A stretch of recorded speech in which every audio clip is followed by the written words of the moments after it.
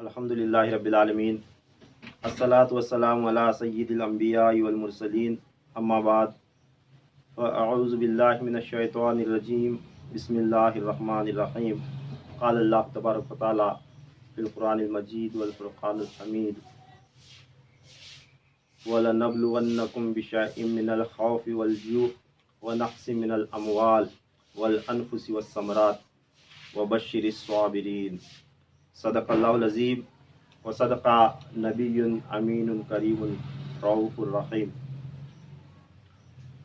آقائے دو جہاں صلی اللہ تعالیٰ علیہ وآلہ وسلم کی بارگاہ میں ایک مرتبہ بلند آواز سے درود شریف کا نذرانہ پیش کریں۔ اللہم صلی علی سیدنا شفیعنا حبیبنا نبینا مولانا محمد بارک وسلم صلی علیہ۔ الصلاۃ والسلام علیک یا رسول اللہ صلی اللہ تعالی علیہ وآلہ وصحبہ وبارک وسلم۔ محرم الحرام کی 6 تاریخ ہے۔ آج ہماری یہ 6ٹی نشست ہے۔ کل کی نشست میں ہم نے واقعہ کربلا کا تذکرہ یہاں تک سنا تھا کہ امام علی مقام امام حسین علیہ السلام اپنے قافلے کو لے کر کربلا کے میدان تک پہنچ چکے۔ جب آپ نکلے تھے تو جناب حر نے آ کر سب سے پہلے آپ کا راستہ روکا تھا۔ پھر اس کے بعد آپ کا لشکر چلتے چلتے امام حسین علیہ السلام کا قافلہ اور جناب حر کا لشکر، یہ دونوں چلتے چلتے کربلا کے میدان تک پہنچ چکے۔ جب کربلا کے میدان میں پہنچے تو آپ نے وہاں کی مٹی اٹھائی اور اسے دیکھا اور اسے سونگھا۔ پھر اس کے بعد آسمان کی طرف دیکھے اور آسمان کو دیکھ کر اور اس زمین کو غور سے دیکھ کر آپ فرماتے ہیں کہ یہ ہمارا آخری مقام ہے، اب ہمیں یہاں پڑاؤ ڈالنا ہے۔ آپ بچپن ہی سے اس زمین کے بارے میں اپنے ابا حضور مولا علی مشکل کشا اور آپ صلی اللہ علیہ وسلم سے آپ سنتے آئے تھے کہ وہ کون سی زمین ہے جہاں پر امام حسین علیہ السلام شہید ہوں گے، اور آپ نے پہلے ہی سے بچپن میں ہی وہ مٹی بھی دیکھ رکھی تھی، کیونکہ جبرائیل امین علیہ السلام وہ مٹی لا کر آپ صلی اللہ علیہ وسلم کو دے چکے تھے، اور وہ مٹی امام حسین علیہ السلام اس مٹی کو بخوب پہچانتے تھے۔ اس لیے آپ نے میدان کربلا میں اترتے ہی سب سے پہلے اس جگہ کا نام پوچھا کہ یہ کون سی جگہ ہے، کیونکہ لوگوں میں اس کی تصدیق ہو جائے۔ پوچھا، جب آپ پوچھتے ہیں تو 2-3 لوگ ان کو الگ الگ نام بتاتے ہیں کہ یہ اس زمین کا نام یہ ہے، یہ ہے، یہ ہے۔ جب لوگوں نے الگ الگ نام بتائے تو امام علی مقام فرماتے ہیں کہ یہاں کے آس پاس کے کسی مقامی بندے سے معلوم کرو کہ جگہ اس میدان کا نام کیا ہے، اس جگہ کا نام کیا ہے۔ تب اس قریبی گاؤں کا ایک بوڑھا شخص، ایک بزرگ آدمی بتاتا ہے کہ آپ لوگ اس میدان میں نہ رکیں، ان لوگوں سے کہو وہاں سے چلے جائیں، وہ زمین اس کا نام ہے کرب و بلا، زمین کا نام کرب و بلا ہے، یعنی مصیبتوں اور پریشانیوں والی جگہ ہے، وہاں نہ رکو، وہاں سے چلے جاؤ۔ جب امام حسین علیہ السلام کے ایک صحابی آ کر آپ کو بتاتے ہیں کہ اے امام، اس جگہ کا نام، وہ فلاں شخص کہتا ہے کہ یہ جگہ کا نام ہے کرب و بلا اور مصیبتوں اور پریشانیوں والی جگہ ہے، تب امام حسین علیہ السلام کہتے ہیں یہی ہماری جگہ ہے، یہی ہمارا آخری پڑاؤ ہے، اپنے اپنے خیمے لگا لو۔ جب اس جگہ پر آپ کے خیمے لگ چکے تو اب آپ کربلا کے میدان میں پہنچ چکے تھے۔ اس وقت امام علی مقام جب کربلا کے میدان میں تھے تو ان دنوں میں ایران میں دیلمیوں نے بغاوت شروع کی تھی، دیلمیوں نے ایک اسلام کے خلاف بغاوت شروع کی تھی۔ اس وقت اس بغاوت کو روکنے کے لیے حضرت سعد بن ابی وقاص رضی اللہ تعالیٰ عنہ کے بیٹے، ان کا نام تھا عمرو بن سعد، عمرو بن سعد اس کا نام تھا، حضرت سعد بن ابی وقاص رضی اللہ تعالیٰ عنہ کے بیٹے۔ یہ کون تھا؟ عمرو، اس کا نام تھا عمرو بن سعد، سعد کا بیٹا عمرو۔ اب ابن زیاد نے 4000 کا لشکر دے کر ایران کی طرف اس کو بھیجا تھا۔ یہ عمرو تھا، عمرو بن سعد، اسے ابن سعد کے نام سے کتابوں میں نام آیا بار بار۔ تو یہ ابن سعد جو ہے 4000 کا لشکر لے کر ایران کی طرف اس بغاوت کو روکنے کی خاطر نکل چکا تھا۔ جب یزید کے دربار میں یہ خبر پہنچی کہ امام علی مقام اپنے ساتھیوں کے ساتھ کربلا کے میدان میں پہنچ چکے ہیں اور وہاں پر انہیں روکا گیا ہے۔ جب یہ خبر ملتے ہی اب ابن زیاد نے اس لشکر کو واپس بلایا، جو اسلام کی خدمت کے خاطر بھیجا ہوا تھا لشکر، اس لشکر کو واپس بلایا، واپس بلا کر کربلا کی طرف بھیجنے کی نیت سے وہ واپس بلاتا ہے۔ کیا یہ بھی لشکر کربلا کی طرف بھیجنے کے واسطے لشکر بلایا؟ پہلے 1000 کا لشکر لے کر جناب حور وہاں پہنچ چکے تھے، پھر اس کے بعد اب یہ دوسرا لشکر جا رہا ہے، یہ دوسرا لشکر جا رہا ہے۔ تو جب عمر بن سعد، یہ کون ہے میں بتا چکا، یہ حضرت سعد بن ابی وقاص رضی اللہ تعالیٰ عنہ کا یہ بیٹا تھا، یہ عمرو یہ حضرت سعد بن ابی وقاص رضی اللہ تعالیٰ عنہ کا بیٹا۔ اب یہ حضرت سعد کون تھے؟ حضرت سعد یہ ایک جلیل القدر صحابی ہیں۔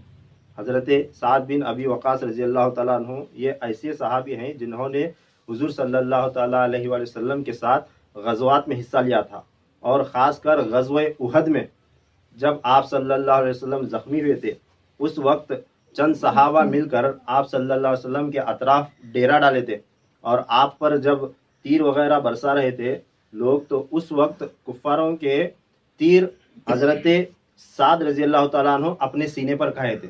وہ سرکار دو عالم صلی اللہ علیہ وسلم کی حفاظت کے لیے، آپ صلی اللہ علیہ وسلم کی حفاظت کرنے کے لیے صحابہ جب آپ کے اطراف ایک ڈیرا بنائے تھے، اس وقت غزوہ احد کے اندر یہ حضرت سعد یہ اپنے سینے پر دشمنوں کے کفار کے تیر کھائے تھے۔ اب یہ ان کا بیٹا تھا عمرو، یہ عمرو ان کا بیٹا تھا۔ جب عمرو وہاں پہنچا تو یزید اسے ایک آفر پیش کرتا ہے کہ اگر تو امام حسین علیہ السلام کے پاس گیا، امام حسین کو گرفتار کر کے ہمارے پاس لایا، تو تجھے میں رے کی سلطنت کا، وہاں کی حکومت کا تجھے گورنر بناؤں گا، وہ حکومت تیرے تابع کروں گا۔ رے جو ایک ملک تھا، ایک خطہ تھا، اس جگہ کا تجھے بڑا بناؤں گا، امیر بناؤں گا، وہاں کا گورنر تجھے، وہاں کی حکومت تیرے سپرد کروں گا۔ یہ حکومت کا لالچ پیش کرتا ہے۔ لالچ پیش کرنے کے بعد اب یہ عمرو صحابی کا بیٹا تھا، اب یہ اسے معلوم تھا کہ حضور صلی اللہ تعالیٰ علیہ وآلہ وسلم کے خاندان کا کیا ادب ہے، وہ کون لوگ ہیں، ان کا کیا حق ہے، کس طرح پیش آنا چاہیے، اسے معلوم تھا پورا برابر۔ اب یہ تھوڑا کنفیوز ہو جاتا ہے، ایک طرف آل رسول ہیں اور ایک طرف اتنی بڑی حکومت کا آفر مل رہا ہے، اب میں کیا کروں، یہ کنفیوز سوچ میں پڑ گیا۔ تب وہ کیا کرتا ہے کہ مجھے موقع دیں، مہلت دیں، میں اپنے گھر والوں سے مشورہ کروں گا۔ یہ آل رسول کی محبت اگر سینوں میں کٹ کر بھری ہوئی ہوتی ہے تو اسی وقت انکار کر سکتا تھا، مگر اس نے ایسا نہیں کیا، کیونکہ اب یہ لوگ رہتے ہیں، تھوڑے سے لوگ رہتے ہیں ڈلمل، ادھر بھی ادھر بھی، یہ بھی ہونا یہ بھی ہونا، ایسے آدھا مادہ ایمان رکھنے والے، یہ بھی صحیح وہ بھی صحیح، یہ بھی برابر وہ بھی برابر، ایسے لوگوں کا ایسا ہی حال ہوتا ہے۔ یہ آخر کار ان کے نصیب میں گمراہی آتی، کیا جو ڈلمل یقین کے رہتے نا، جن کا یقین پختہ نہیں رہتا، عقیدہ پختہ نہیں رہتا، وہ کبھی نہ کبھی کسی نہ کسی جگہ پر پھسل کر جا کر کھڈے میں گری جاتا ہے۔ اس واسطے دنیا کی محبت اپنے سینوں میں نہیں رکھنا، اور سینوں میں اگر محبت رکھنا ہے تو اللہ تعالیٰ کی سب سے پہلے محبت سچی اور پکی، اس کے بعد اس کے رسول کی، پھر اس کے بعد ان کے اہل بیت کی محبت سچی اور پکی، اولیاء اللہ کی محبت، ان کے عشق میں بندہ ڈوب کر اگر زندگی گزارنے لگا تو اسے حلال اور حرام کی بھی تمیز رہتی، اور صحیح اور غلط کو پہچاننے کی بھی اس کے اندر صلاحیت پیدا ہوتی۔ اب یہ عمرو گھر جاتا ہے، گھر جا کر اپنے گھر والوں سے مشورہ کرتا ہے کہ اس طرح کا مجھے آفر ملا ہے تو میں کیا کروں۔ تو گھر والے سب لوگ اسے منع کرتے ہیں، روکتے ہیں، بتاتے ہیں کہ اگر تو حکومت کی لالچ میں یزید کا ساتھ دیا اور نواسہ رسول پر حملہ کیا تو جہنمی بن جائے گا، جہنم کو اپنے اوپر واجب نہ کر، وہ جنت کے سردار ہیں، جنت ان کے تابع ہے، تو ایسا غلط کام نہ کر۔ گھر والے بہت سمجھاتے ہیں، سمجھانے کے بعد تھوڑی دیر غور فکر سوچ میں ڈوب کر پھر یہ واپس یزید کے دربار میں جاتا ہے، تو اس کے اوپر وہ رے کے حکومت کا وہ جو تخت تھا وہ اس کی آنکھوں کے سامنے تھا۔ اتنی بڑی سلطنت، اتنی بڑی حکومت میں کیسا چھوڑوں؟ تو اس لالچ میں وہ یزید کا آفر قبول کر لیتا ہے۔ یزید کا آفر، یہ ابن سعد، عمرو بن سعد، یہ یزید کا آفر قبول کر کے کئی ہزاروں پر مشتمل ایک لشکر لے کر یہ بھی کربلا کی طرف نکلتا ہے۔ جب یہ کربلا کی طرف نکل چکا تو جب یہ ابن سعد کربلا کی طرف نکلا تو کئی ہزار سپاہیوں کے ساتھ یہ کربلا کے میدان میں بالآخر جا کر اپنا لشکر لے کر وہاں پر پہنچتا. یہ ہزاروں کا لشکر لے کر کربلا کے میدان میں جا پہنچا. تو اس وقت اس نے اپنے ساتھیوں میں سے عروہ بن قیس یہ شخص تھا، اس سے کہتا ہے کہ امام علی مقام کے پاس جاؤ اور ان سے یہ پوچھو کہ وہ کربلا کیوں آئے ہیں، یہاں پر کوفہ آنے کا ان کا مقصد کیا ہے، اور یہ کربلا میں رکے ہیں، یہ کوفہ کیوں آ رہے تھے، یہاں آنے کا ان کا مقصد کیا ہے، یہ پوچھ کر آؤ. تب وہ عروہ بن قیس کہتا ہے کہ میں نے بھی امام حسین کو خط لکھا تھا، میں نے بھی انہیں خط لکھا تھا، اب کس طرح جا کر انہیں منہ دکھاؤں، مجھے ان کے سامنے حاضر ہونے میں شرمندگی محسوس ہو رہی ہے، میں نہیں جاؤں گا. وہ اپنا صاف صاف بیان دے دیتا ہے. پھر اس کے بعد وہ دوسرے شخص کو بولتے ہیں، پھر وہ بھی ایسا ہی بولتا ہے، پھر تیسرے شخص سے کہتے ہیں، وہ بھی ایسا ہی کہتا ہے. 3 4 5 شخص ایسے ہوئے تو بالآخر ابن سعد قرہ بن سفیان نامی ایک شخص کو تیار کرتا ہے. تیار کر کے اسے کہتا ہے کہ صرف جانا اور امام حسین کو یہ پوچھنا کہ آپ کا یہاں آنے کا مقصد کیا ہے، کس سبب سے آپ یہاں تشریف لائے، صرف جا کر یہ پوچھ کیا. جب امام حسین علیہ السلام کے پاس جب وہ گیا تو امام علی مقام فرماتے ہیں کہ میں یہاں پر اپنی مرضی سے نہیں آیا، اے کوفیو، تم نے خطوط لکھے تھے، تمہارے خطوط کو پڑھنے کے بعد، تمہارے دیے ہوئے واسطوں کو میں پڑھنے کے بعد اسلام کی خاطر میں یہاں پہنچا ہوں. جب تم نے لکھا کہ آؤ ہماری مدد کرو، اسلام کی مدد کرو، جب تم نے یہ درخواستیں بھیجی تھی تو تمہارے درخواستوں کی بنا پر میں یہاں آیا تھا. اب چونکہ تم لوگ میرا ساتھ چھوڑ چکے ہو، اب میرا ساتھ دینے کو تیار نہیں، تو ایک کام کرو کہ مجھے میرے حال پر چھوڑ دو، میں جہاں سے آیا ہوں وہاں چلا جاؤں گا. یہ امام حسین علیہ السلام فرماتے ہیں کہ مجھے چھوڑ دو میرے حال پر، میں جہاں سے آیا ہوں وہاں چلا جاؤں گا، تمہاری مدد کی مجھے ضرورت نہیں. جب یہ فرماتے ہیں تو ابن عمرو بن سعد تک یہ خبر پہنچتی. جب وہ قاصد بھیجا تھا اس نے جا کر امام حسین علیہ السلام سے مشورہ کیا. جب امام نے یہ فرمایا کہ تمہارے خطوط پر میں آیا تھا، مجھے اب یہاں سے جانے دو، جہاں بھی میں یہاں سے جہاں جانا چاہتا ہوں چلا جاؤں گا. جب یہ خبر وہ قاصد لے جا کر عمرو بن سعد تک پہنچاتا ہے تو وہ ابن زیاد کو پیغام بھیجتا ہے، ابن زیاد کو کوفہ کی طرف پیغام بھیجتا ہے کہ وہ خط میں یہ لکھتا ہے، خطوط میں، کہ چونکہ اب معاذ اللہ امام حسین ہمارے پنجوں میں جکڑے جا چکے ہیں. وہ کیا سمجھتا ہے، جب امام حسین علیہ السلام جب اتنا پہلے کا ایک لشکر جو ہر لائے تھے، پھر یہ ایک لشکر، اتنے بڑے لشکر دیکھ کر وہ یہ سمجھتا ہے کہ شاید امام حسین گھبرا گئے ہوں گے، ڈر گئے ہوں گے، اس لیے یہ کہہ رہے ہیں کہ میرے حال پر مجھے چھوڑ دو، میں یہاں سے چلا جاؤں گا. اب اس کے تصور میں کیا آتا ہے کہ شاید امام حسین علیہ السلام معاذ اللہ ڈر گئے ہیں، اس واسطے وہ خط میں یہ لکھ کر بھیجتا ہے کہ چونکہ اب امام حسین ہمارے پنجوں میں جکڑے جا چکے ہیں، اب وہ یہاں سے واپس لوٹنا چاہتے ہیں. جب یہ اس کا پیغام ابن زیاد کے دربار میں جب پہنچتا ہے، پہنچنے کے بعد ابن زیاد یہ پیغام دیکھ کر جب یہ خبر اسے ملتی تو وہ کہتا ہے کہ اب ہمیں جو ہے نا موقع اچھا ہے، ہمیں امام حسین سے گفتگو کرنی چاہیے. حالانکہ امام حسین علیہ السلام جب عمرو بن سعد کو یہ پیغام پہنچا چکے تھے تو انہوں نے یہ بھی کہا تھا کہ میں مسلمانوں کا خون بہانا نہیں چاہتا.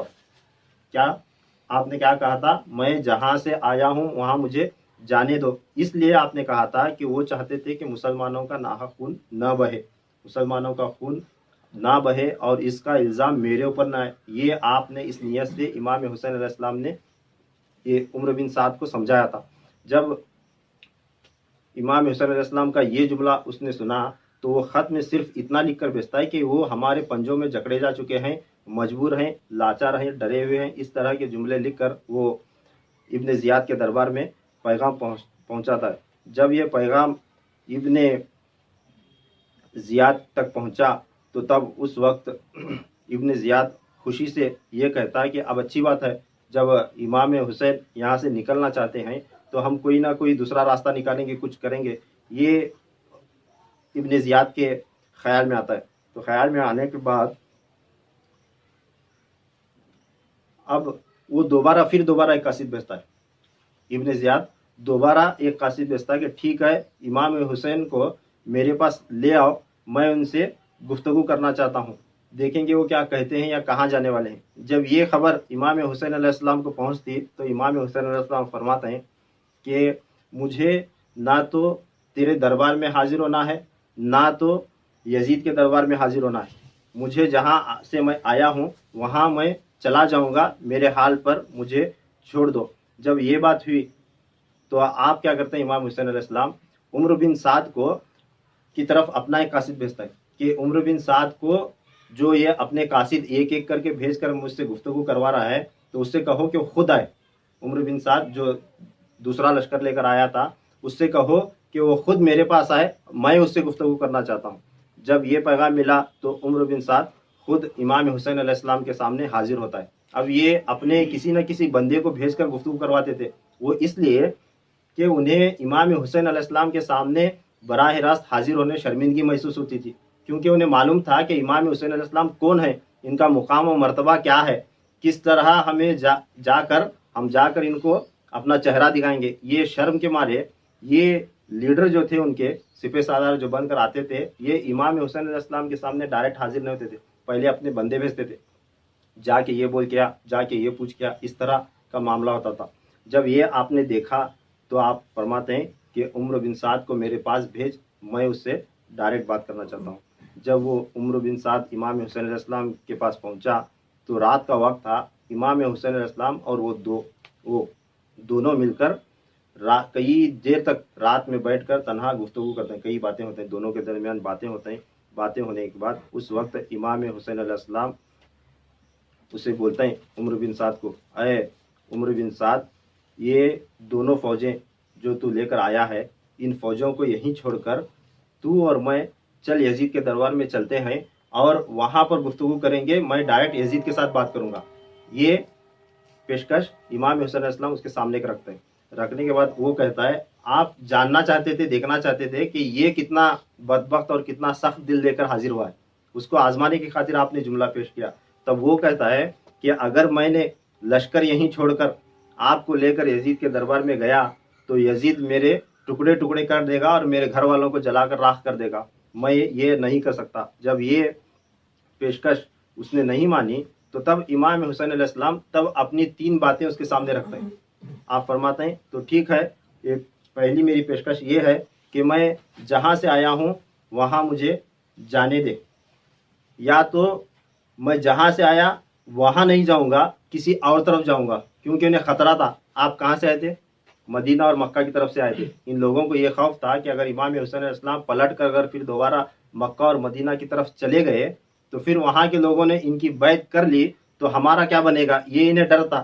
اس واسطے امام علی مقام فرماتے ہیں کہ میں جہاں سے آیا ہوں وہاں مجھے جانے آپ لوگ نہیں دیتے، تو ایک کام کرو، میں کسی اور طرف، کسی دوسرے ملک کی طرف جاؤں گا، یا مجھے تنہا اکیلے یزید کے پاس جانے دو۔ آپ نے یہ بھی فرمایا، یہ بھی روایت میں ہے کہ تین پیشکشیں آپ نے پیش کی۔ اس کے علاوہ یہ قول یہ بھی ہے کہ آپ نے فرمایا تھا کہ امام حسین علیہ السلام نے مجھے، اگر تمہیں ڈر ہے کہ میں عرب کے کسی ملک میں جا کر مکہ یا مدینہ کی طرف جا کر لشکر جمع کروں گا، یا دوسرے اسلامی ممالک یا دوسرے عرب ممالک میں جا کر اپنا ایک لشکر، ایک فوج تیار کروں گا، اگر تمہیں اس طرح کا خوف ہے تو آپ نے فرمایا تھا کہ مجھے ہند کی طرف جانے دو۔ کیا فرمائے تھے؟ اس وقت امام حسین علیہ السلام ہندوستان کو یاد کرے تھے۔ کیا فرماتے ہیں آپ؟ مجھے تم ہند کی طرف جانے دو۔ اس کا سبب روایتوں میں آیا ہے، یہ صوفیاء اکرام نے، اولیاء اکرام نے، اور یہ روایت جملہ آپ کا روایت کرنے والوں نے لکھا ہے کہ آپ نے یہ اس لیے کہا تھا کہ آپ کی جو زوجہ مطہرہ تھیں شہر بانو رضی اللہ تعالیٰ عنہا، یہ شاہ ایران کی یزدجرد کی بیٹی تھی، اور شاہ ایران یزدجرد کے دوسرے اور 2 بیٹیاں، یعنی حضرت شہر بانو کے بہنیں، 2 بہنیں اس وقت راجہ اشوک کا جو ہے خاندان تھا، اس کے خاندان میں بیاہ ہو کے آئی تھی، اس وقت بیاہ ہو کے آئے تھے۔ کچھ نہ کچھ ان کے ادھر سے ادھر رشتہ داری تھی، مگر امام حسین علیہ السلام کو اس سے غرض نہیں۔ آپ نے اس واسطے کہا تھا کہ حضور صلی اللہ علیہ وسلم نے فرمایا کرتے تھے آپ صلی اللہ علیہ وسلم ہمیشہ فرمایا کرتے تھے کہ مجھے ہند کی طرف سے محبت کی خوشبو آتی ہے. کیا آقا علیہ السلام کی حدیث مبارک ہے. آپ کیا فرماتے تھے؟ مجھے ہند سے محبت کی خوشبو آتی ہے. اس واسطے آپ نے ہند کو یاد کیا تھا. آپ نے ہند کی طرف جانے کا بھی سوچا. یہ آپ کے قول کا نتیجہ ہے کہ ہندوستان میں ہزاروں کروڑوں اربوں کی تعداد میں امام حسین علیہ السلام کو چاہنے والے ہیں اور ان کا محرم منانے والے ہیں. اس وقت اگر امام حسین علیہ السلام یہاں پر آ جاتے تو یہاں کے کئی ہندو پنڈت لوگ ان کی قدم بوسی کرنے کو تیار ہو جاتے تھے، کیونکہ آج بھی امام حسین علیہ السلام کے علم کی قدر مسلمانوں کو نہیں مگر ہندوستان کے اندر ہندوؤں کو اتنی ہے. مسلمانوں سے زیادہ غیر مذہب کے لوگ اس علم کو، صرف امام حسین کے علم کی اتنا ادب اور تعظیم کرتے ہیں کہ نہیں؟ بے شک. اگر اس وقت امام حسین علیہ السلام اگر آ جاتے تو سارا ہندوستان عرب میں تبدیل ہو گیا ہوتا. مگر اللہ تبارک تعالیٰ کی مرضی نہیں تھی، مشیت الہی کچھ اور تھی. جب امام حسین علیہ السلام یہ 3 پیشکش اس کے سامنے رکھ دیتے ہیں تو یہ تینوں پیشکش یہ ابن زیاد کے دربار میں پہنچائی جاتی. جب یہ ابن زیاد کے دربار میں یہ پیشکش پہنچ جاتی تو ابن زیاد کا حکم تھا کہ اگر حسین بیعت کر لیں تو ان پر سختی نہ کرو. ابن زیاد کیا کہتا تھا ہمیشہ؟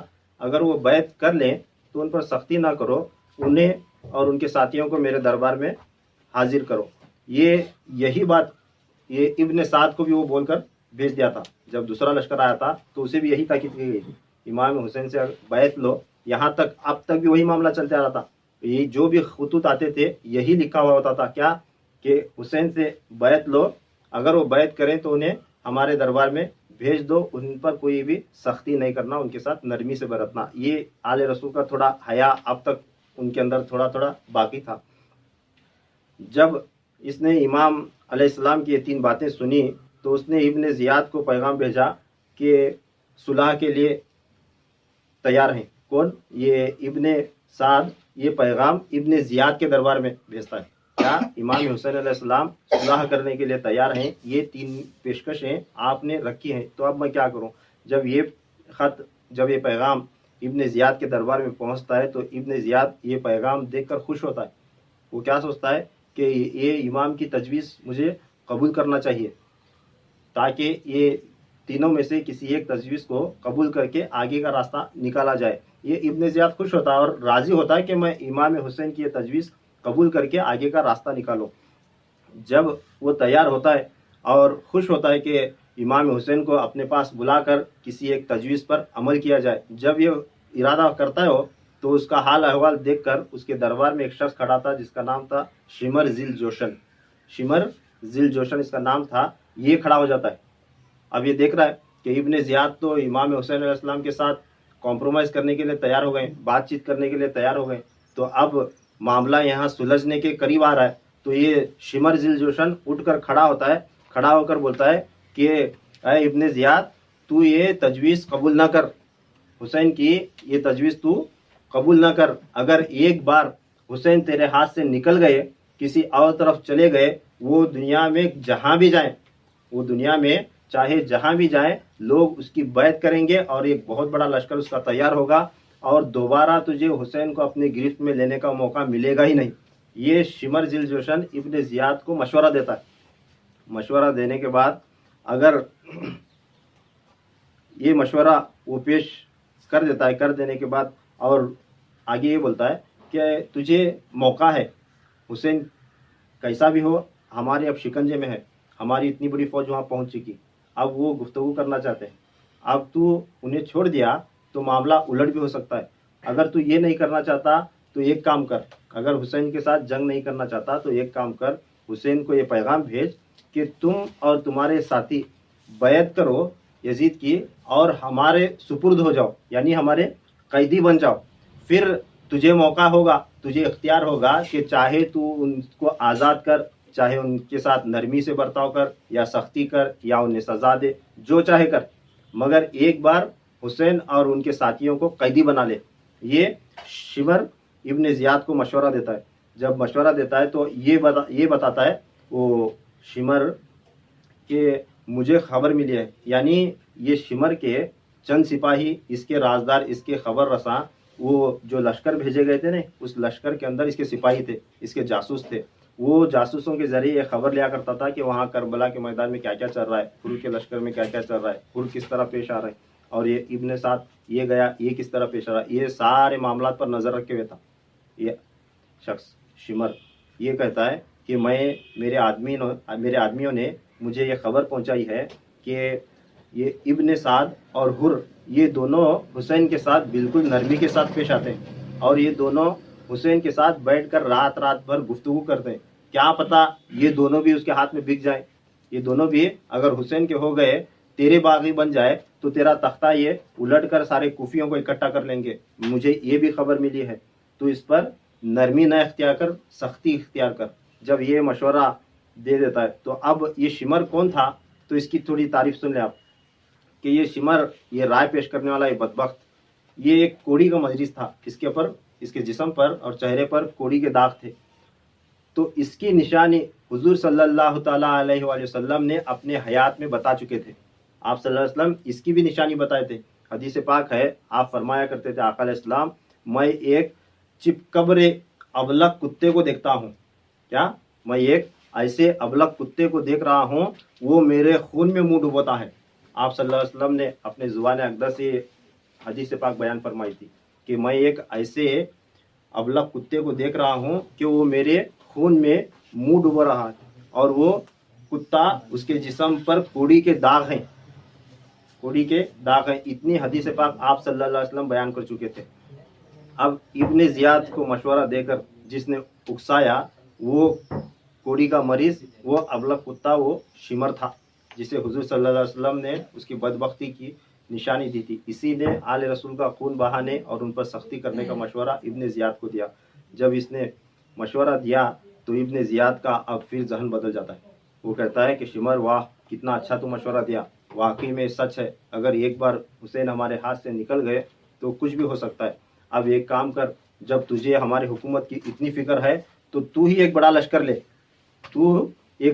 لے، اپنے ساتھ لے کر تو ہی کربلا جا، اور یہ پیغام میرا یہ پیغام اپنے ساتھ لے جا، اس کے اندر حر کو بھی اور ابن سعد کو بھی میں پیغام لکھ دیتا ہوں۔ جب وہ شمر تیار ہو گیا کربلا جانے کے لیے، اس کے پاس ایک بڑی فوج دے کر ایک خط میں پیغام لکھ کر بھیجتا ہے ابن زیاد۔ وہ خط میں کیا لکھتا ہے کہ اے ابن سعد، میں تجھے حسین کا فرمادار، حسین کی باتیں سننے والا، اس کے ساتھ خیر خواہی سے یا نرمی سے پیش آنے والا، اور ہمارے طرف اس کے طرف سے تو پیغام بھیجتا ہے اور اس کے حق میں پیغام بھیجتا ہے، یہ سب کرنے کے لیے میں تجھے نہیں بھیجا۔ کیا لکھتا ہے خط میں؟ بڑے سخت الفاظ لکھتا ہے کہ میں تجھے حسین کا خیر خواہ بنا کر نہیں بھیجا، حسین پر سختی کرنے کے لیے، اس سے بیعت لینے کے لیے بھیجا ہوں۔ اگر یہ تو نہیں کر سکتا تو نہ تجھے رے کی حکومت ملے گی، نہ تجھے ہمارے طرف سے کوئی مال و دولت ملے گی۔ اگر تو چاہتا ہے کہ تجھے رے کی حکومت ملے اور تجھے مال و دولت ملے تو اس خط پر عمل کرنا۔ وہ خط میں اس نے یہ لکھا کہ حسین اور ان کے ساتھیوں سے بیعت لے، اگر وہ بیعت کر چکے تو انہیں میرے دربار میں لا، اگر وہ اس پر عمل نہیں کرتے، بیعت کے لیے تیار نہیں، تو ان کا سر قلم کر کے میرے دربار میں لانا۔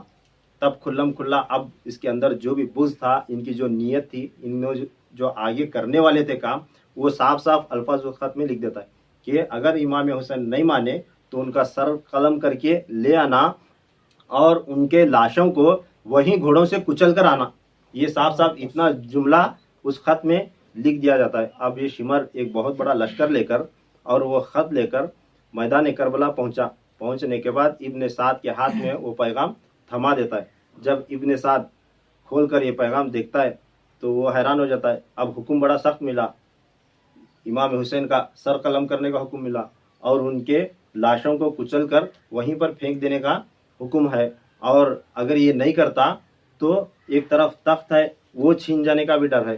پھر یہ سوچ میں ڈوبتا ہے، سوچ میں ڈوب کر پھر فیصلہ کرتا ہے کہ میں رے کی حکومت کا تخت نہیں چھوڑوں گا۔ وہ شمر سے کہتا ہے میں سب کچھ کروں گا مگر رے کی حکومت اور وہاں کا تخت اور یزید کا جو مال مجھے ملنے والا ہے یہ میں نہیں چھوڑوں گا، میں اس عہدے کو سنبھالنے کے لیے تیار ہوں اور میں حسین سے جنگ کروں گا۔ اور اے شمر، تو یہ پیدل فوج جو آئی ہے، اس پیدل فوج کی تو نگرانی کر، اس کا کمانڈر تجھے رکھتا ہوں۔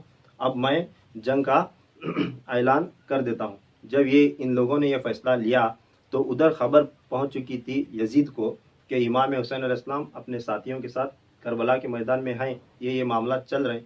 تو وہ یزید کئی ہزاروں سپاہیوں پر ایک مشتمل ایک لشکر ملک شام دمشق سے بھیجتا ہے۔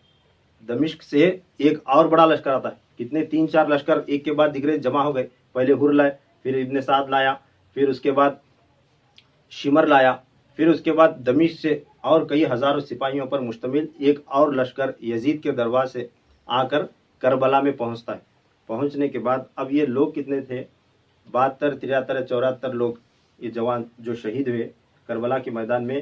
72 کی بھی تعداد آئی اور 74 کی بھی تعداد آئی۔ جو میں بیان کر رہا ہوں اس میں 74 لوگوں کے نام اور ان کی عمریں، ان کے شہادت کی وقت اور تاریخ موجود ہے۔ تو 72 ہو یا 74، ان لوگوں کو شہید کرنے کے واسطے ہزاروں کے لشکر آئے۔ کتنے؟ ہزاروں کے لشکر آئے۔ جب ہزاروں کے لشکر کربلا کے میدان میں پہنچے تھے تو وہ کتنے تھے، ان کی تعداد کیا تھی؟ امام زین العابدین علیہ السلام اپنی ایک پرسنل ڈائری، اپنی مکتوب نتاب میں اس کا تذکرہ فرمایا ہے۔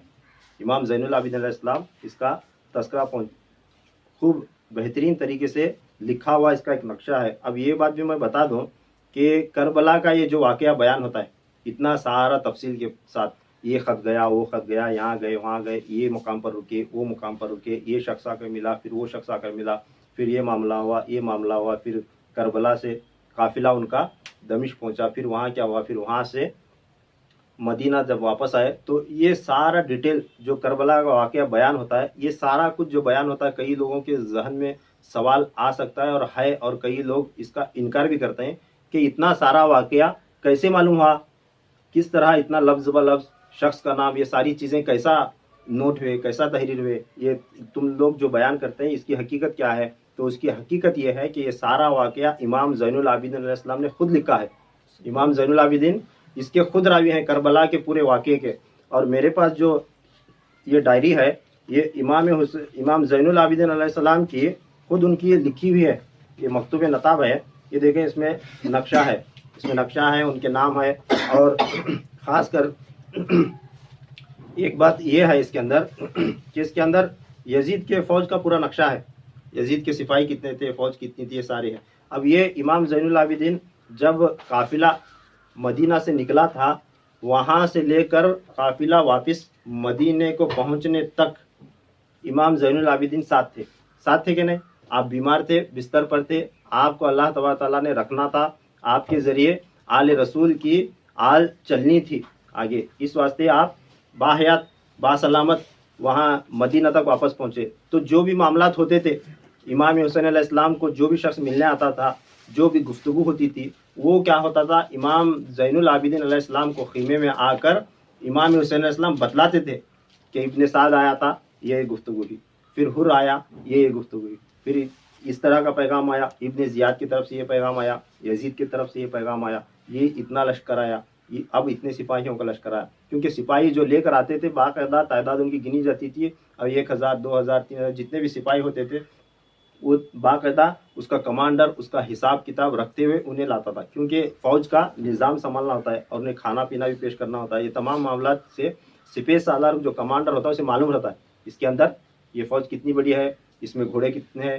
اونٹ کتنے ہیں، گھوڑ سوار کتنے ہیں، اور پیدل کتنے ہیں، بھالا پھینکنے والے کتنے ہیں، اچھی تلوار زنی کرنے والے کتنے ہیں، اور تیر انداز کتنے ہیں، اور ایکسپرٹ اس میں لڑنے والا جنگجو بہادر اس میں یہ کتنے ہیں، یہ سب کی سب اس سپہ سالار کو معلوم رہتا ہے۔ جب ایک فوج لے کر نکلتے ہر چیز انہیں پتہ ہوتی۔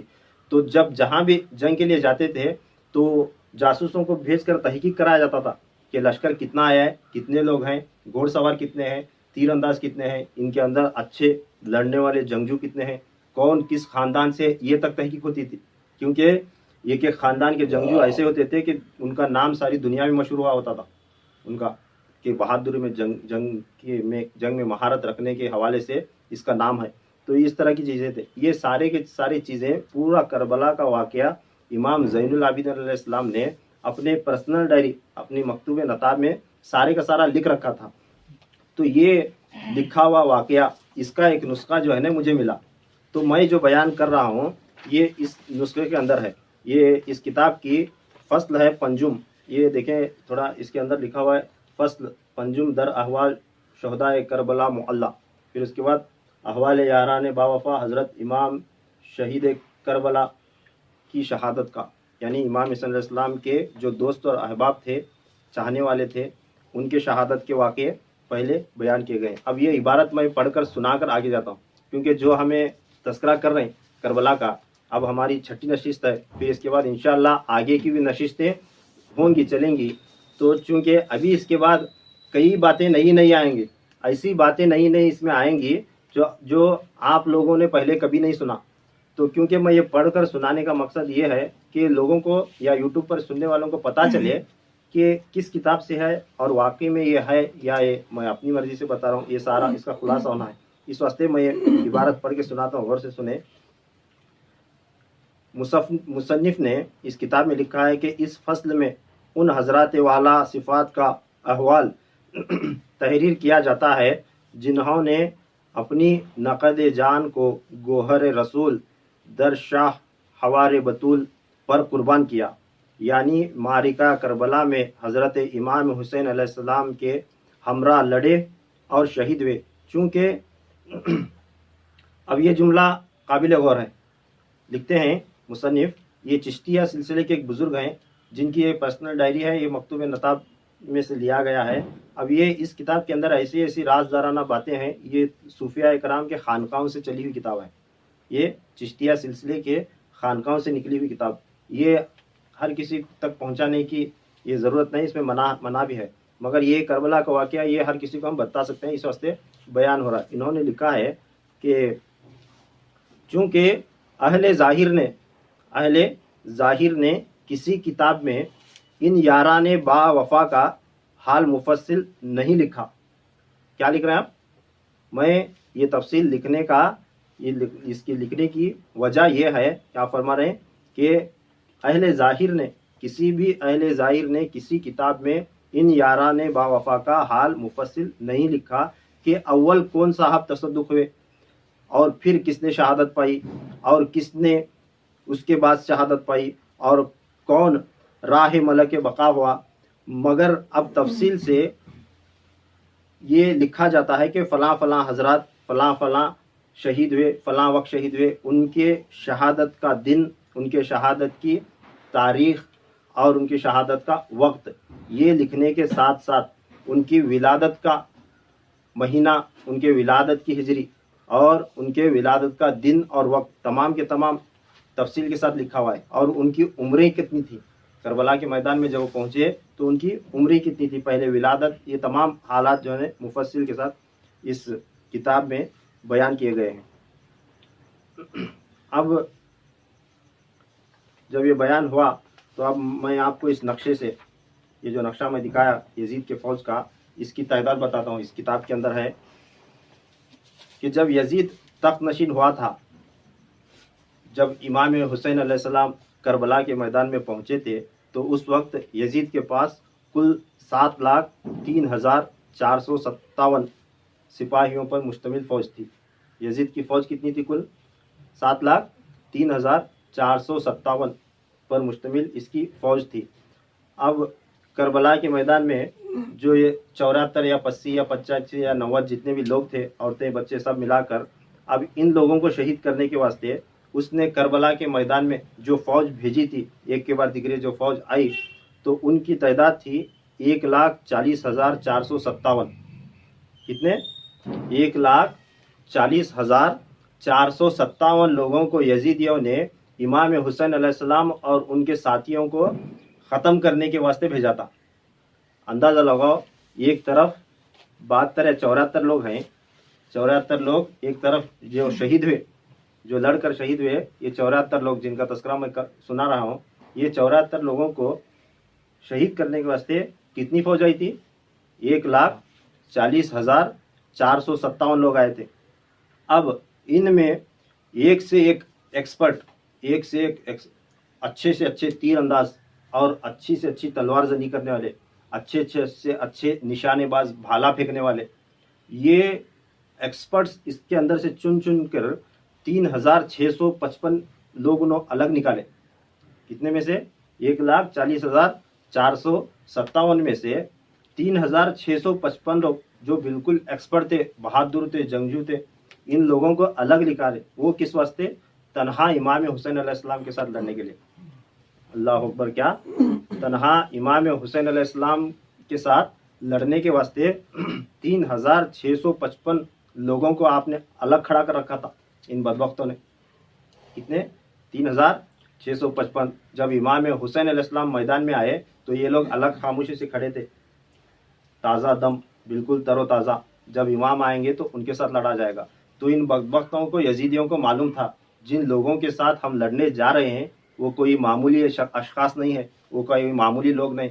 वो हैदर कर्रार, वो फातेह खैबर, हज़रत मौला अली मुश्किल कुशा करमल्लाहुल करीम, जिसे अल्लाह तबारक तआला ने जिन्हें असदुल्लाह कहा, असदुल्लाहिल गालिब और मजहरुल अजाइब, कौन? हज़रत मौला अली मुश्किल कुशा करमल्लाहुल करीम की शान उन्हें मालूम थी और उनकी औलादें थी। हज़रत मौला अली मुश्किल कुशा का ख़ानदान इसमें मौजूद था। उन्हें मालूम था कि ये एक सिपाही इनका, ये इनके ख़ानदान का एक बच्चा हज़ारों हज़ारों यजीदियों पर भारी है। उन्हें मालूम था, इस वास्ते उन्होंने लाखों की तादाद में फ़ौज भेजी थी। जब ये फ़ौज करबला में आई तो कुल फ़ौज 1,40,457 थी। अब उसमें इमाम हुसैन अलैहिस्सलाम के लिए 3,655 सिपाही उन्होंने अलग निकाले थे। जो अब बचे थे 1,36,802 लोग, 1,36,802 लोग। ये इतने सिपाही जो है ना, ये इमाम हुसैन अलैहिस्सलाम के सहाबा और उनके ख़ानदान वालों से जंग किए हैं। जब ये जंग हुई, अब इसमें कितने शहीद हुए और कितने वापस गए इसका भी तस्करा मौजूद है कुल। मैं वो आगे बताऊंगा जब बयान का हमारा हिस्सा आखिर में पहुंचेगा। जब इमाम हुसैन अलैहिस्सलाम की शहादत होगी, आपके शहीद होने के बाद क्या क्या वाक़या पेश आया था और कितने लोग शहीद हुए थे और कितने लोग बचे, और यजीद के इतने लाखों के लश्कर में से कितने लोग वापस गए, ये तस्करा मैं आखिर में बताऊंगा। अब जब आप वहाँ पहुँचे थे तो उस वक्त 61 हिजरी थी, 61 हिजरी शुरू हो चुकी थी। मुहर्रम का महीना था, मुहर्रम की 1 तारीख थी, मुहर्रम के महीने की 1 तारीख 61 हिजरी की इब्तिदा। बुध का दिन था, चहारशुंबे का दिन था और चाश्त का वक्त था, चाश्त का वक्त, बुध का दिन, मुहर्रम की 1 तारीख। अब ये यजीदियों ने ये इरादा कर लिया कि अब हम इमाम अली मकाम, इमाम हुसैन अलैहिस्सलाम पर हमला करेंगे, या तो उनका सर कलम कर ले जाएंगे या उन्हें गिरफ्तार करके ले जाएंगे। इस नियत से उन्होंने हमले की तैयारी कर ली। जब हमले की तैयारी कर चुके हैं तो तब जनाब हुर जो थे वो डर कर थर्राने लगते हैं, काँपने लगते हैं। जब वो काँपने लगे तो उनका चेहरा देखकर शिमर और इब्ने साद बोलते हैं कि आए हुर, तू तो कुफा के बहादुरों में से है, कई जंगें तो लड़ चुका है, क्या बात है डर कर काँपने लगा है। जब ये पूछते हैं तो हुर बताते हैं कि क्या वाकई तुम लोग नवासे रसूल के साथ जंग करोगे, रसूलुल्लाह के नवासे के साथ क्या तुम वाकई जंग करने के लिए अब तैयार हो चुके हो, जंग करोगे, हमला करोगे? तब वो बोलते हैं तो हाँ। जब वो उनकी हाँ सुनते हैं तो हुर बोलते हैं कि बदबख्त हो, मुझे एक तरफ जन्नत और एक तरफ जहन्नम नजर आ रही। क्या? मुझे एक तरफ जन्नत और एक तरफ जहन्नम नजर आ रही, लानत हो तुम पर। ये कहकर अपना घोड़ा दौड़ाते हैं, दौड़ाकर इमाम हुसैन अलैहिस्सलाम के पास पहुंचते हैं। पहुंचने के बाद इमाम अली मकाम की बारगाह में हाजिर होते हैं। हाजिर होकर फरमाते हैं कि अय इब्नुर रसूल, या अय इमाम अली मकाम, अय हमारे जन्नत के सरदार, मैंने आपको सबसे पहले आकर रोका था, मैंने आपकी पहरादारी की, मैंने आपको मुकाम दर मुकाम रुकाया, मैंने आपको यहाँ रुकने पर मजबूर किया, मैंने ये किया, मैंने वो किया, मैंने वो किया। ये तमाम बातें जो है ना इमाम हुसैन अलैहिस्सलाम के सामने रो रो कर फरियाद करना शुरू करते हैं और बोलते हैं आखिर में, अय इमाम, क्या अब भी मेरे लिए माफ़ी का कोई रास्ता है? मैं तौबा करना चाहता हूँ कि अब मेरे हक़ में माफ़ी है। तब इमाम हुसैन अलैहिस्सलाम फरमाते हैं कि अल्लाह तबारक तआला माफ़ी कबूल करने वाला बड़ा है, वो ज़रूर बेशक माफ़ी कबूल करता है। जा, तुझे मैंने माफ़ किया, अय हुर, जा, मैंने तुझे माफ़ किया, तू आज़ाद है। उनका नाम ही हुर है, हुर का माना है आज़ाद। उनको अल्लाह तबारक तआला ने नाम ही दिया था हुर। हुर का माना आज़ाद, यानी जहन्नम से आज़ाद होकर जहन्नम में आए, दुनिया ही में जहन्नम से आज़ाद होकर जन्नत के सरदार की तरफ आ चुके थे।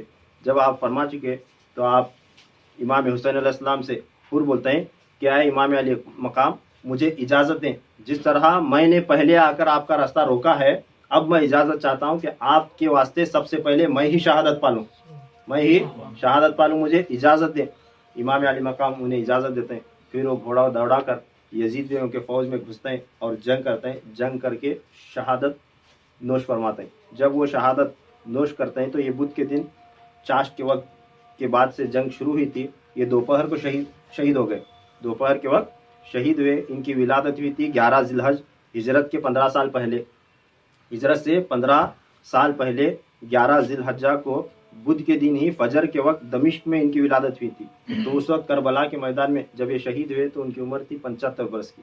جب یہ شہید ہوئے تو ان کے بھائی تھے حضرت مصعب غر کے بھائی، وہ اپنے بھائی کا لاشا اٹھا کر امام حسین علیہ السلام کے دربار میں پہنچتے ہیں۔ جب بارگاہ میں پہنچتے ہیں تو وہ بھی امام حسین علیہ السلام سے معافی طلب کرتے ہیں کہ مجھے معاف کریں، میں بھی توبہ کرتا ہوں اور میں بھی آپ کے ساتھ شریک ہوتا ہوں۔ پھر وہ اپنا گھوڑا دوڑا کر یزیدیوں پر حملہ کرتے ہیں، پھر انہوں بھی جنگ کرتے ہیں۔ جنگ کرنے کے بعد ان کی شہادت یہ دوپہر سے لے کر عصر کے وقت تک انہوں لڑتے ہیں، دوپہر سے عصر تک لڑتے ہیں، لڑنے کے بعد ان کی شہادت ہوتی ہے۔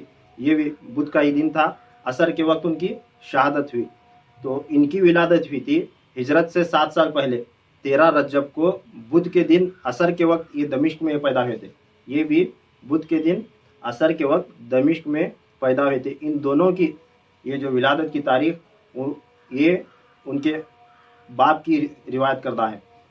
پھر ان کی عمر تھی 67 ایئر، 66 سال ان کی عمر تھی، حضرت جناب حر کے بھائی حضرت مصعب۔ اب جب ان کی شہادت ہوئی تو وہاں پر جناب حر کے بیٹے بھی موجود تھے، جناب حر کے بیٹے بھی موجود تھے۔ پھر وہ بھی اپنا گھوڑا دوڑا کر امام حسین علیہ السلام کی بارگاہ میں حاضر ہوتے ہیں، حاضر ہو کر یہ بھی معافی طلب کرتے ہیں، اجازت لیتا ہوں اور یزیدیوں کی طرف آتے ہیں، یہ بھی لڑتے ہیں، یہ بھی لڑ کر انہوں بھی شہادت پاتے ہیں۔ تو ان کی ولادت ہوئی تھی 8 ہجری میں 27 صفر کو، اتوار کے دن تہجد کے وقت، یہ بھی دمشق میں پیدا ہوئے تھے۔ 8 ہجری 27 صفر اتوار کا دن تہجد کے وقت دمشق میں آپ پیدا ہوئے تھے۔ تو ان کی عمر تھی کربلا کے میدان میں 52 برس۔ جب یہ شہید ہوئے تو جناب حر کا ایک غلام تھا جن کا نام ہے عروہ بن قبوس حبشی، یہ حر کے غلام تھے، یہ بھی آگے بڑھے۔ اب ان کے مالک تینوں کی تو جب شہید ہو گئے تو یہ بھی آگے بڑھے اور یہ بھی جا کر امام حسین علیہ السلام کے بارگاہ میں معافی طلب کر کے پھر یہ بھی آ کر یزیدیوں پر حملہ کرتے ہیں اور کئی یزیدیوں کو واصل جہنم کر کے آپ شہادت نوش فرماتے ہیں۔ تو ان کی ولادت ہوئی تھی ہجرت سے 19 سال پہلے، ہجرت سے 19 سال پہلے 14 شعبان جمعہ کے دن دوپہر کے وقت حبشہ میں ان کی ولادت ہوئی تھی۔ یہ غلام تھے تو ان کی عمر تھی 79 ایئر، کتنی 89 برس کے، ایک کم 80 برس کے بزرگ تھے۔ اور لڑے کتنا دیکھو، عشاء کے پہلے سے لے کر تہجد تک، عشاء کے پہلے سے لے کر تہجد تک جنگ کر کے تہجد کی نماز کے بعد یعنی صبح کی نماز سے پہلے ان کی شہادت ہوئی۔ اس طرح 1 محرم کو بدھ کے دن چاشت کے وقت سے جو جنگ شروع ہوئی، دوپہر سے جو شہیدوں کا معاملہ شروع ہوا، وہ دوسرے دن صبح تک چلا۔ اب ان لوگوں نے، پہلے 4 لوگوں نے امام علی مقام امام حسین علیہ السلام پر اپنی جانیں قربان کر چکے۔ اب اس کے بعد پھر تیسری کس کی شہادت ہوئی، چوتھی کس کی ہوئی، 5ویں کس کی ہوئی، 6ٹھی کس کی ہوئی، ان کے نام میں اگلی تقریر میں اور اس کے آگے کا واقعہ انشاءاللہ ہماری کل کی نشست میں بیان کروں گا۔ یہاں تک بیان کے بعد میں اپنی گفتگو یہاں پر روک لیتا ہوں۔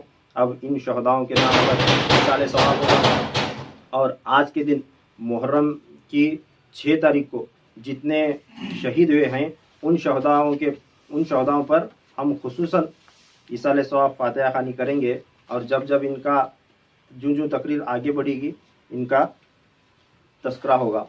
اب میں نے جو کل بیان کیا تھا تو وہاں تک جو حضرات جو شہید ہوئے تھے 30 حضرات کا میں تذکرہ کیا تھا، کل کے بیان میں موجود ہے، 30 لوگ شہید ہوئے تھے۔ کتنا، 1 تاریخ کو 4، 2 تاریخ کو 5، 3 تاریخ کو 9، 4 تاریخ کو 6، 5 تاریخ کو 6 حضرات، ان کل کو ملا کر 30 ہوئے تھے۔ اب 6 تاریخ کو 24 حضرات شہید ہوئے تھے، 6 तारीख से ये जंग बड़ी शिद्दत के साथ शुरू हुई, क्योंकि यजीद ये देखे कि इनका एक आदमी आता है और हज़ारों की तादाद में हमारे लोग मार कर चला जाता है। एक आदमी आता है और हज़ारों की तादाद में हमारे लोगों को वासिल जहन्नम करके चला जाता है। अगर यही मामला रहा तो हमारी फ़ौज यहाँ से पूरी की पूरी जिंदा वापस नहीं जाएगी। इस वास्ते ये क्या करने लगे, एक आदमी के ऊपर कई हजार मिलकर हमला करने लगे। तब इमाम हुसैन अलैहिस्सलाम की तरफ से भी कई लोग सामने आने लगे। तो जंग का मामला बढ़ता गया और ख़ास बात उसमें ये थी कि इन लोगों ने पूरे के पूरे 54 हजरात जब तक शहीद नहीं हुए, एक भी आले रसूल को आपने आगे बढ़ने नहीं दिया। तो मुहर्रम की 6 तारीख को कुल 24 हजरात शहीद हुए। तो इनके नाम 24 नाम अभी मैं एक के बाद एक दिगरे नहीं बताऊंगा और इनका हवाला अब नहीं बताऊंगा। अब फातिहा खानी करेंगे। अब जो मेरी आगे तकरीर होगी स्टेप बाय स्टेप, कल से 7वीं है, तो इनके तस्करे शहादत के आएंगे। उसी वक्त उनका शहादत का अहवाल बयान करके मैं उनकी विलादत की और उनकी शहादत का वक्त बयान करूंगा। अब तकरीर में जो कुछ भी मैंने नाम लिए या इनकी तादाद बयान की, अगर कुछ में कमी बेशी इसमें बयान करने में ऊंच नीच हुई हो तो मैं अल्लाह तबारक तआला की बारगाह से माफ़ी का तलबगार हूँ। अल्लाह तबारक तआला हमें इस पर यकीन रखने की तौफीक नसीब अता फरमाए और हमें मरते दम तक इसी तरह शुहदाए करबला की महफिलें सजाने और उनका तस्करा करते रहने की तौफीक नसीब अता फरमाए। व आखिर दावाना अनिल हम्दुलिल्लाहि रब्बिल आलमीन व मा अलैना इल्लल बलागुल मुबीन।